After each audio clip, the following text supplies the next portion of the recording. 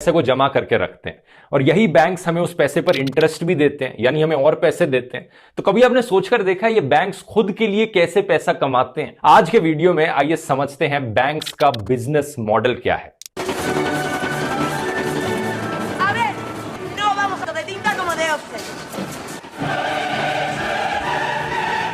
El trabajo mejor pagado de la historia, 2.400 millones de euros, tal vez más. Todo dependía del tiempo que... थोड़ा सोचकर देखिए banks आपके पैसे के साथ करते क्या है। ऐसा तो है नहीं कि आपसे पैसा लिया बैंक ने और एक बड़े से लॉकर में रखा, 2 ताले लगाए और चाबी अपने पास रख ली और वो उस लॉकर में पैसा सेफ रहेगा आपका। ये तो फिल्मों में दिखाया जाता है, रियलिटी में ऐसा नहीं होता।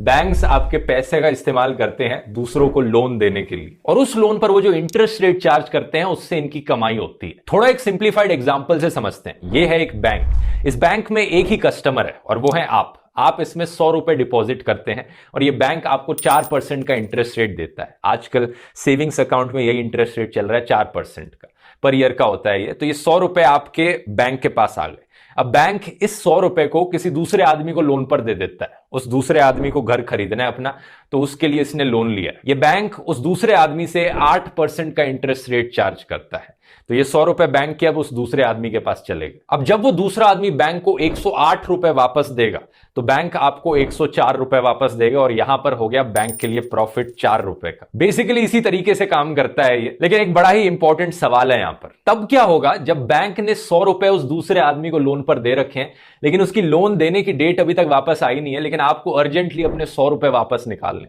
ये 100 रुपए तो बैंक के पास है ही नहीं क्योंकि वहां लोन पर दिए जा चुके हैं, या फिर किसी भी रीजन की वजह से वो दूसरा आदमी लोन वापस पे ही नहीं कर पाता और आपके पैसे तो फिर गए। ऐसी सिचुएशन सही मायनों में बड़ी प्रॉब्लमैटिक होती है बैंक के लिए दोस्तों। ऑब्वियसली किसी भी बैंक में एक डिपॉजिटर और एक लोन लेने वाला तो होता नहीं है, ढेर सारे लोग होते हैं।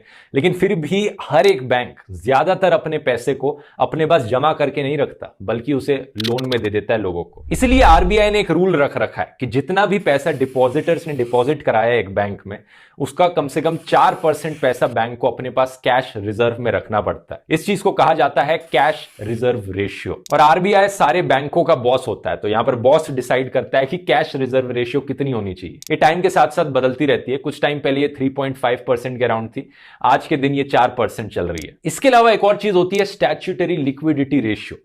आजकल ये रेशियो 18% पर चल रही है। ये वो रेशियो है जो आरबीआई बैंकों से कह रहा है कि कम से कम इतना परसेंट डिपॉजिट किया हुआ पैसा तुम्हें वहां पर डिपॉजिट करके रिजर्व रखना पड़ेगा जहां पर हम कहने लग रहे हैं। कुछ जगहें हैं जैसे कि गवर्नमेंट बॉन्ड्स या फिर गोल्ड रिजर्व्स हो गए, या फिर सिक्योरिटीज हो गई, या फिर पीएसयूज में इन्वेस्ट करना हो गया। तो इंडियन बैंकों के लिए आज के दिन अगर आप 18+4